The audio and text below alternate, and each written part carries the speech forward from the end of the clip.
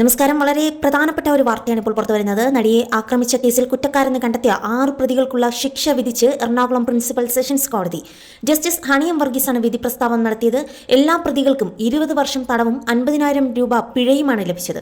ഒന്നാം പ്രതി പെരുമ്പാവൂർ വേങ്ങൂർ നടുവിലേക്കുടി വീട്ടിൽ സുരേന്ദ്രൻ മകൻ സുനിൽ എന്ന NS പൾസർ സുനി. രണ്ടാം പ്രതി കൊരട്ടി തിരുമുടിക്കുന്നുകര പുതുശ്ശേരി വീട്ടിൽ ആന്റണി മകൻ മാർട്ടിൻ ആന്റണി.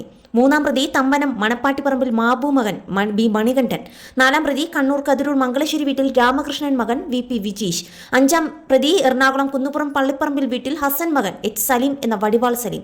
ആറാം പ്രതി തിരുവല്ല പെരിങ്ങറ പഴയ നിലയത്തിൽ വീട്ടിൽ ഉഷ ശ്രീഹരൻ മകൻ പ്രദീപ് എന്നിവരെയാണ് കോടതി ശിക്ഷിച്ചിരിക്കുന്നത്.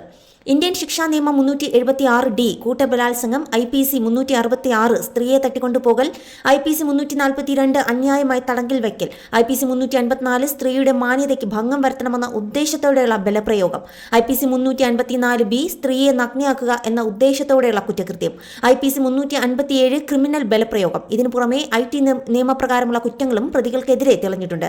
കുറ്റക്കാരെന്ന് കോടതി കണ്ടെത്തിയ പ്രതികൾ വിചാരണ കാലയളവിലും ജയിൽവാസം അനുഭവിച്ചിരുന്നു. പൾസർ സുനി 7 വർഷവും, മാർട്ടിൻ ആന്റണി 7 വർഷവും, മണികണ്ഠൻ 3.5 വർഷവും, വിജീഷ് VP 3.5 വർഷം, വടിവാൾ സലീം 2 വർഷം, പ്രദീപ് 2 വർഷവുമാണ് ശിക്ഷ അനുഭവിച്ചത്.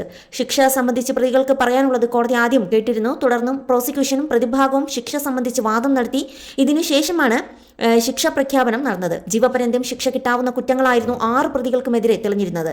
കേസിൽ 8ാം പ്രതിയായിരുന്ന ദിലീപിനെ കഴിഞ്ഞ ദിവസമാണ് കോടതി വെറുതെ വിട്ടത്. ഇന്ന് രാവിലെ 11:30യോടെയാണ് 6 പ്രതികളെയും കോടതിയിലെത്തിച്ചത്. വീട്ടിൽ അമ്മ മാത്രമേ ഉള്ളൂ. അമ്മയുടെ സംരക്ഷണ ചുമതല തനിക്കാണെന്ന് ഒന്നാം പ്രതി പൾസർ സുനി എന്ന സുനിൽകുമാർ കോടതിയെ അറിയിച്ചിരുന്നു.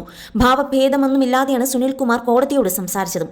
കോടതി മുറിയിൽ പൊട്ടിക്കരഞ്ഞുകൊണ്ടാണ് രണ്ടാം പ്രതി മാർട്ടിൻ കോടതിയിൽ നിന്നത്. താൻ ഒരു തെറ്റും ചെയ്തിട്ടില്ലെന്ന് മാർട്ടിൻ ആവർത്തിച്ച് പറയുകയും ചെയ്തു. താൻ നിരപരാധിയാണ്, തെറ്റ് ചെയ്തിട്ടില്ല, ശിക്ഷയിൽ ഇളവ് വേണം, ചെയ്യാത്ത തെറ്റിനാണ് ജയിലിൽ കിടന്നുവെന്നാണ് രണ്ടാം പ്രതിയായ ഡ്രൈവർ മാർട്ടിന്റെ വാദം. കേസിൽ ആദ്യം അറസ്റ്റിലായത് ഡ്രൈവർ മാർട്ടിൻ ആയിരുന്നു. മൂന്നാം പ്രതി മണികണ്ഠൻ കോടതിയെ അറിയിച്ചത് മനസ്സറിഞ്ഞ ഒരു തെറ്റും ചെയ്തിട്ടില്ല എന്നായിരുന്നു.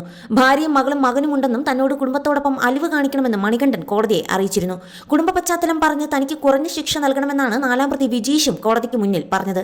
താൻ തലശ്ശേരി സ്വദേശിയാണെന്നും അതുകൊണ്ട് തന്നെ കണ്ണൂർ ജയിലിൽ ഇടണം എന്നൊക്കെ ഒരു ആവശ്യം കൂടി വിജീഷ് കോടതിയോട് അറിയിച്ചിരുന്നു.